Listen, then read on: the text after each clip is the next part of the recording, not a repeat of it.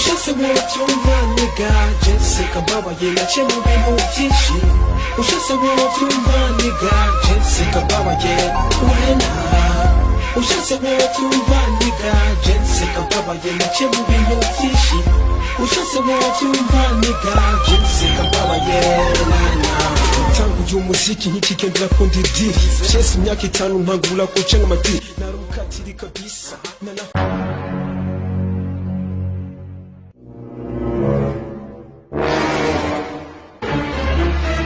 Boss. Mwaramutse neza. Ugize wapi ni nawe ushaka kumvuga? Wapi nyene narishaka kumenya. Umenye ibiki wewe wazanye no kumenya uko naraye ngaha. Ariko boss atari yamahane yawe hari ikosa nari nkoze byo kuko bazi ko waramuta. Karamukana inyundo mukanga. Ahubwo mpise ndana ukata bitanu kuyo wahemba. Boss. Na boss nimbwa yo mu Boss ariko urandenganije. Genda witware muri vya pastor nagukuyemo byakuraza ubusa ngo biguhaye indaro ku rusengero. Sha. Hose haranuka. Nonga nahungiye mbona umenga nahungiye mu kavumo ka shetani. Gashetamenyo kuri merezi wambabare. Iyi miceri buri gurafokera ugahokereza ku byuma suko budina. Ha. Ndumi. Amanga muri aba pastor. Oya ndi nyoko. Ahubwo mpise ndana kwirukana. Sawa. Mayanje nigere. Are ndakuvyimbije imiceri rakuzuye imisuzurujuje inzu none uragiye. Ibyo uvuga byose. Ayanje mva ngaha ndayajana. Nangaho nkurira umunuko mu rugo. Kanokera inzira. Ibihumbi 70. Emje.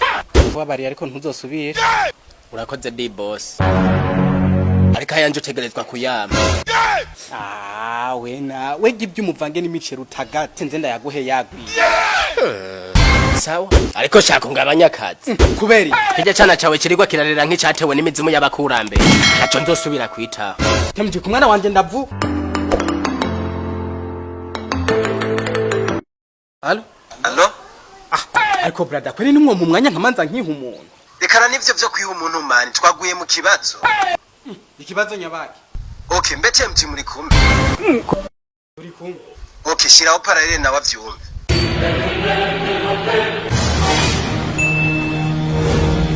Okay mani, muteye yamaze kwitaba Imana yapfuye vyahetse. What?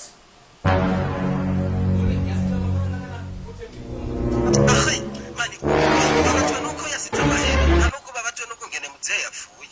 Ahubwo ni munyaruke muhira murakenewe mu nama.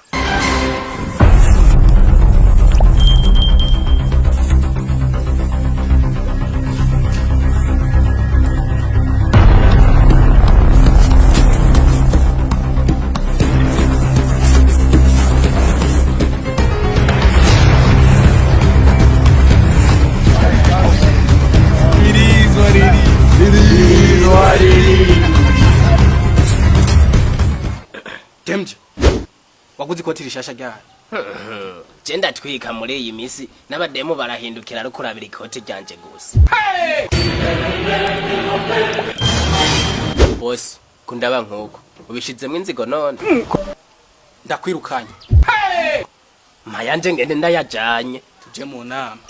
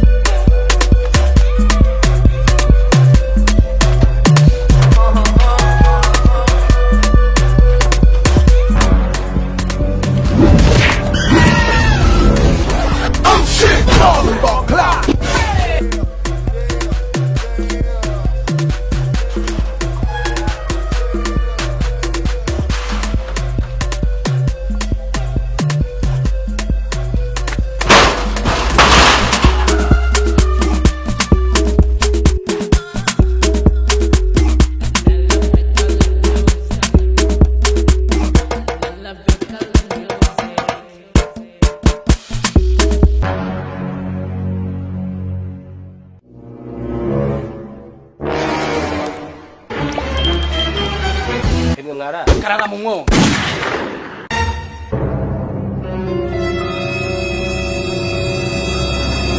Mwizina rya Yesu. Mana dukinga shitani yavu. Kava mu ibinure wagikaraba. Igikarabira. Arengo uyu wamema watararengo. Inumire nana Yesu niyaza araguha mukorogo wisige. Cyo ndacirukana uyu munsi ntikindarira mu. Mwiriwe bene dada. Mwiriwe hehe mwere. Kwiri umunsi wose dutubitse imikanda mu ndabuduhe ayo mwatoje kwa Mungu tuyaye. Ni wanyu ntimujye.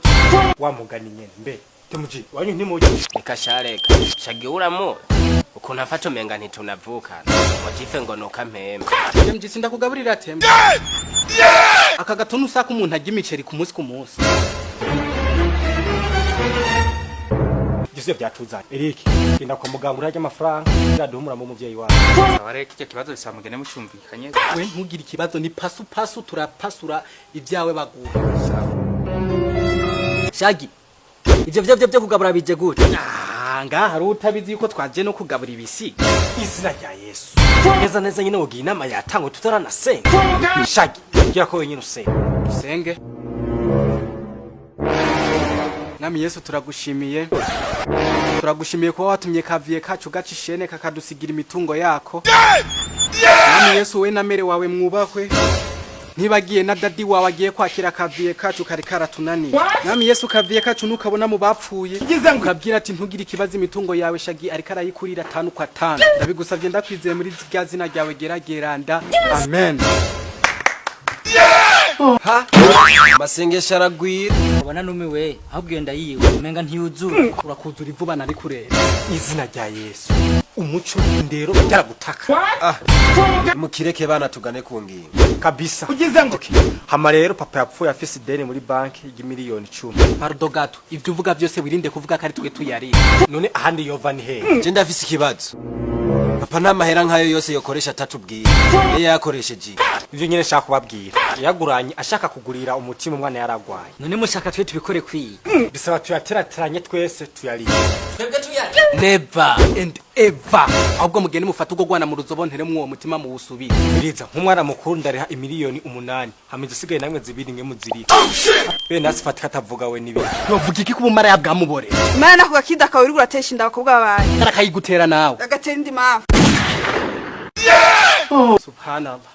Uyu mukobwa umuntu yamuroze yaranatsindagiye acira navyibagiye. Izina rya Yesu. Nasifati uterere yangara. Ndashira ki miliyoni. Nasifati w'imiliyoni woyikura he. Sinababwiye. Ubumara y'ingozi babugize international. Ndani so waruzingo. Nawe ni so wagakoshwa. Ahe, shagina nasifati. Nimwe mwiyuba. Ahe. Wewe kakashiginda gahora nyine kamenyerere. Ubwira ure bubigusa. Urakirabura inzara wagakoshwa. Agakoshwa n'inyoko. Nawe niso. Kandi wagahungwe nk'umuje no gukona. Mungu wangu matawe bikira Maria bugingo bwishesheje. Ha basha waza wahura n'ishitani kazimuvukana. Shagi, mwashaka kutubwira handi amafaranga hazova. Uriko uravuga kubijanye n'amahera. Bishoboka nkunda mimi. Never and ever. Ndayari hayose ariko twaza twiga kubijanye n'imitungo yasize.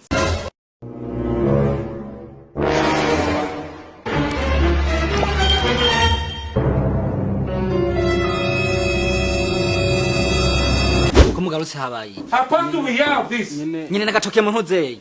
Vuga vemo. Aye mite mi ba mi. Ashaka ngo dufate iminota 5 twunamira uwapfuye. Ko ndazi yadusigiye imitungo myinshi.